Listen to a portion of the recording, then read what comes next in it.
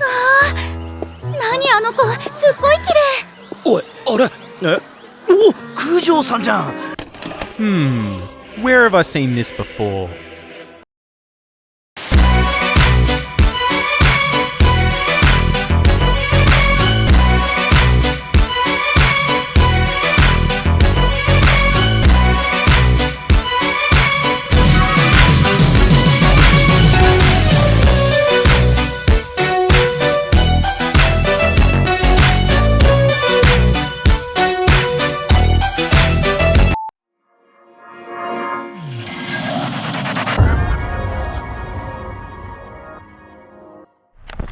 Аля иногда скрывает свои чувства по-русски.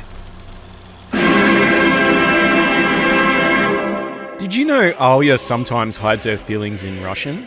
Well, I'm here to tell you all about it. Now, this show has some really good dialogue. We're talking some pro-yapping right here. So I started going through the first episode's dialogue to see how it related to the character development and plot and everything like that. And it was just so dense with information, I gave up after 1600 words.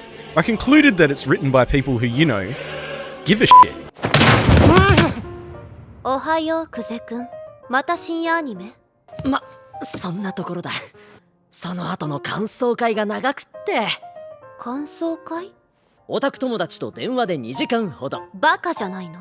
時と場所をわきまえずに作品への愛を語ること。それをバカと言うなら、確かにそうなのかもしれないな。Now that dialogue seems pretty normal and by the numbers, right?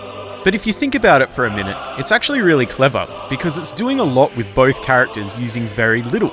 So what we've established is that Alya is imposing her high standards on the people around her.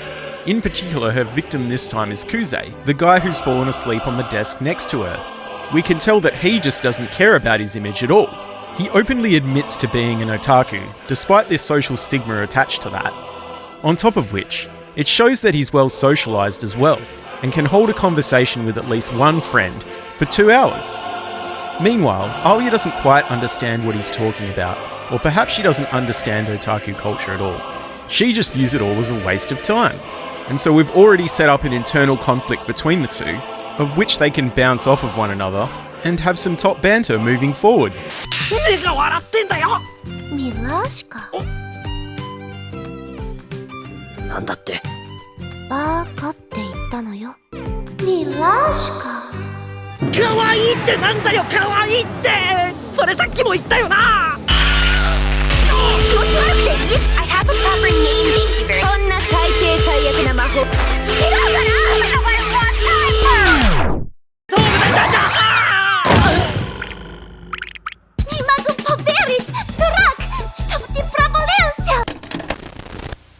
？And so we're not even 5 minutes in and now we have our hook, which is that unbeknownst to Alya, Kuze knows exactly what she is saying in Russian. Which leads me on to my next point, which is how this show knows what to show the viewer and when, and how it does a really good job of it too. I'm going to use a supercut of Maria's storylines so far. 小学生の時、祖父の家の近所に住むロシア人の女の子とよく遊んでいた。おい、生徒会のメンバーだ。大丈夫よ。私、あっちでクラスの子たちと食べるわね。九条先輩って彼氏いるらしいよ。おお。今まで告白した男子がことごとく彼氏を理由に断られてるみたいだからね。おーい。マサーチカ。ねえ、やずないよ人やマサーチカ。ノンラードのマサーチカ。ダザフトラ。ダザフトラ。おかえりなさい、アリアちゃん。友達から恋人へ、王道よね。私とサーくんもそうだったもの。クゼくん、下のお名前は？マサチカ、政治のせいに近いって書いてマサチカです。のしとバイジュン？すいません、何ですか？ごめんなさい。行きましょうかって言っただけなの。いいんだよ。よしよし。なんだこの感じ。懐かしいような、安心するような。でも好きなら好きって早く伝えた方がいいわよ。誰かに取られてからじゃ遅いんだから。何の話してるのよ。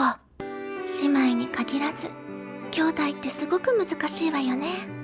だからこそお互いを意識せずにはいられない。男の子だものね。えらいえらい。なんでだ？なんかマーシャさんが相手だと妙にガードが緩くなるな。So all these snippets are dropped one by one throughout the first 7 episodes. What I'm saying is it's very efficient. I only need about a minute and a half and you can already get the idea of what's going on between these two. This show is sowing seeds left, right and centre. No fucks given. It's setting up, ready for payoffs like it's nobody's business. I'll also add that it does this with several storylines, not just this one, and it does them all in parallel. It does a really good job. Next up, I'm going to talk about the best girl in the series.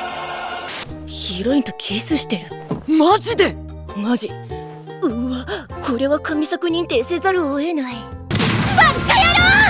実の兄弟だからいいんじゃねえか！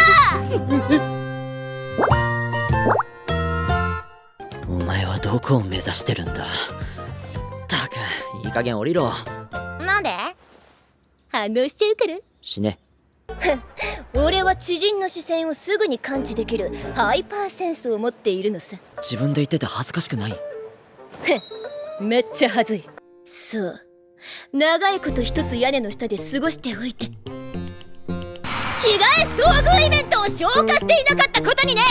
というわけでサービスショット。いやー、どこ向いてんだ、どこ？